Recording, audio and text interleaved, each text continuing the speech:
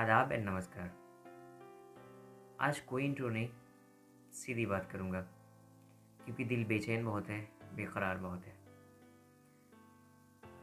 हमारे देश में औरंगाबाद में जो हादसा हुआ है उसने कहीं न कहीं हर किसी को हिला के रख दिया है। उस दिन हम लोग शूट पर थे, किसी ने मुझे एक वीडियो भेजा, मैंने देखा उसको। उसके बाद जो मेरे ऊपर कैफ़ियत तारी हुई है, आप यकीन करें उसका असर अब तक मुझ पर है। और मैं उसके बाद उस दिन भी और उसके बाद अब तक कुछ भी नहीं कर पाया। आज ये बहुत हिम्मत करके आज मैं ये वीडियो बना रहा हूँ। खुदकुशी से पहले कही गई वो सारी बातें, वो बोल, वो अंदाज़, वो हँसी, मुझे यकीन ही नहीं हो रहा है कि वो लड़की अपनी इतनी प्यारी सी ज़िंदगी पल भर में ख़त्म कर लेगी। अब सच और थोड़ी-सी तल्ख़ बातें करने जा रहा हूँ, बर्दाश्त करिएगा। हमारा समाज आप यकीन करें बाँझ हो चुका है, सेहतमंद नहीं रहा, ज़हनी तौर से बीमार हो चुका है, अपाहिज हो चुका है। बेहिसी का तो जवाब ही नहीं। हमारे समाज ने लड़कियों के लिए ज़मीन तंग कर दी। और पता है आपको, लड़कों के लिए मंडियाँ सजाई जाती हैं आज और खूब तगड़े-तगड़े दाम लगाए जाते हैं। खूब तगड़े-तगड़े दाम लगाए जाते हैं और उसमें लड़कियों को क्या इनाम दिया जाता है पता है? क्या एक्सपेक्ट किया जाता है पता है? कि लड़की हसीन होनी चाहिए, लड़की पढ़ी लिखी होनी चाहिए, बड़े ख़ानदान से होनी चाहिए और ख़ास बात अमीर और बहुत अमीर होनी चाहिए, ताकि इनकी नस्लों दर नस्लों तक इनके पेट के जहन्नुम को भर सके। हाय हाय खुदाया, वो दिल फरेब मुस्कुराहट,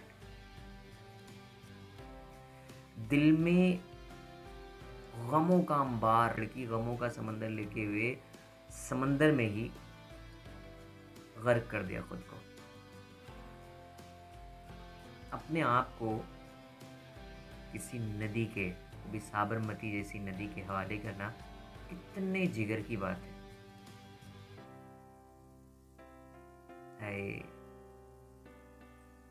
ऐसी बदनसीबी।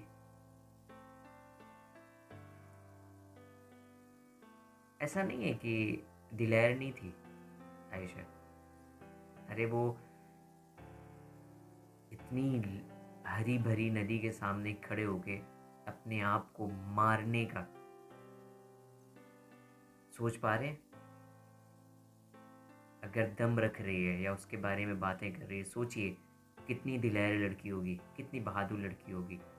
बस उसकी कमज़ोरी क्या थी, वो मोहब्बत की मारी हुई लड़की थी। शौहर को बहुत चाहती थी, बेइंतहा मोहब्बत करती थी और यही मोहब्बत ना उसको टूटते टूटते टूटते टूटते तोड़ के रख दिया एक दिन। उसकी वो जो बातें हैं ना, मैं गौर से सुनता हूँ कि तो आंखें बंद करो तो खुद ब खुद आंसू निकल आते हैं, आंखें खुल जाती हैं, ऐसे बाहर निकली हुई होती है। उसने कहा ना कि हंसते हुए वो भी, हाय अल्लाह से मिलूंगी मैं। उसके अल्फाज बता रहा हूँ, अल्लाह से मिलूंगी मैं। उसको आज़ादी दे दी, हवा की तरह बहना चाहती हूँ। प्रे करती हूँ ये समंदर मुझे अपने आप में समा ले।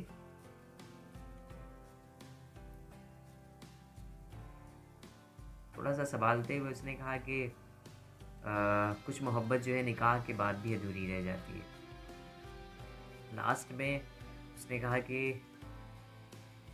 दुआओं में याद रखना,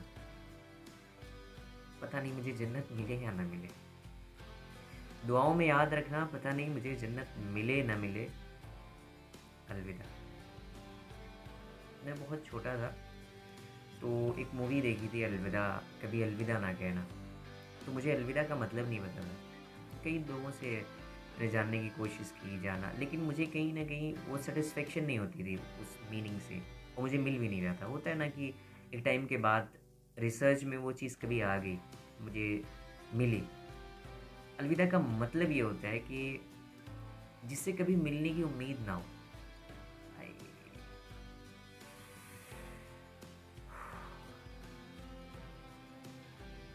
साथ ही उसने आखिर में एक नसीहत भी की। हमने गौर किया नहीं किया वो अलग बात है। उसने कहा कि मोहब्बत जो है ना दो तरफा होनी चाहिए।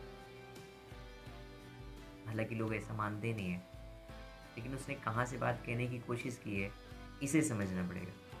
मैंने अपनी किताब में लिखा है कि अ, जैसा लोग कहते हैं कि मोहब्बत एक तरफा हो, सच में मोहब्बत जो है वो एक तरफा ही सच्ची होती है। दोनों तरफ से हो जाए तो उसे तो खुश नसीबी कहते हैं या अच्छा नसीब कहते हैं।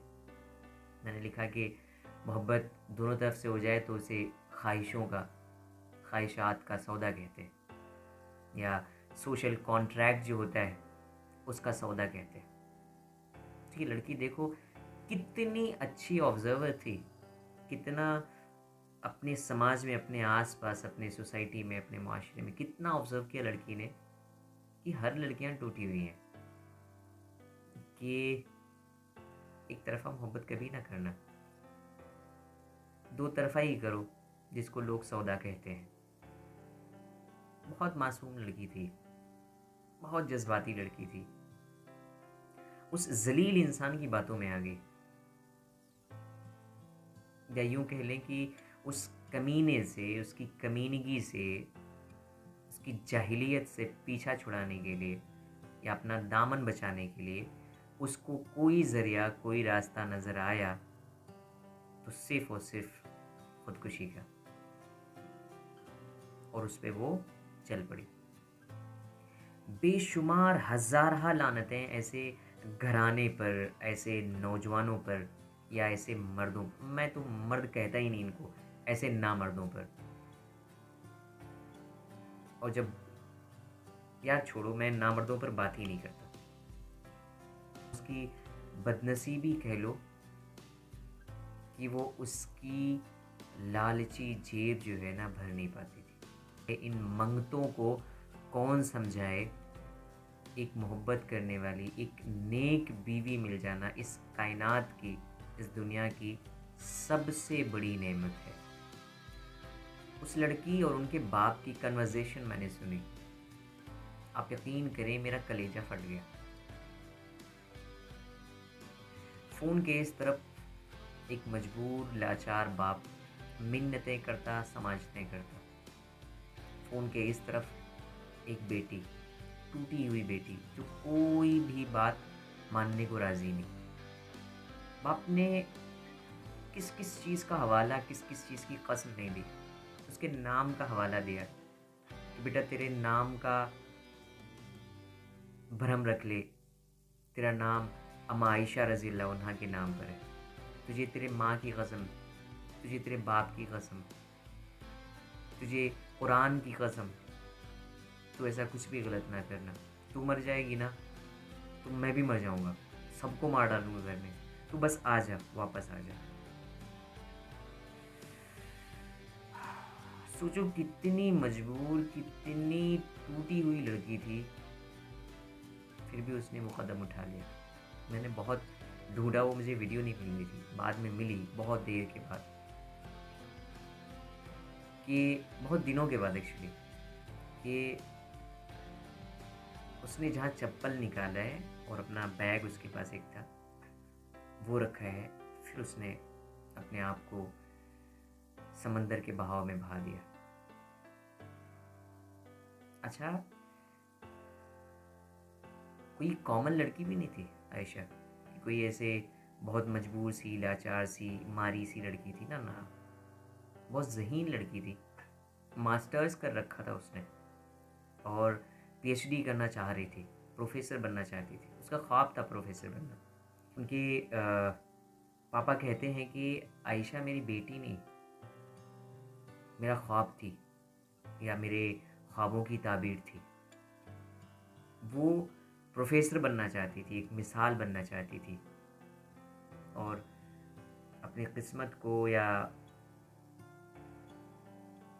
इस हालात को देखते हुए, कोसते हुए कहते हैं अब तो सब खत्म हो गया।